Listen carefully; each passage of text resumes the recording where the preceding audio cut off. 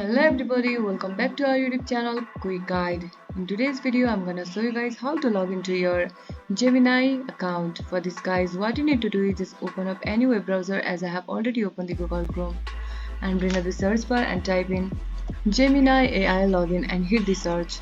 Now guys, make sure it takes you to the official link gemini.google.com. Just click on that first link. Now guys, you'll be taken to the official website of Gemini.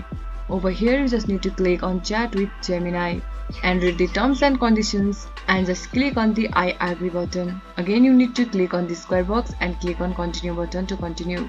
Now guys, see, you are directly taken to the Gemini search bar.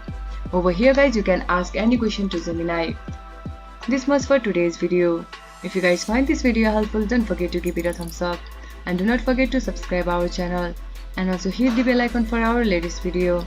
And drop a comment for reviews and more content like this. I'll see you guys again in our next video.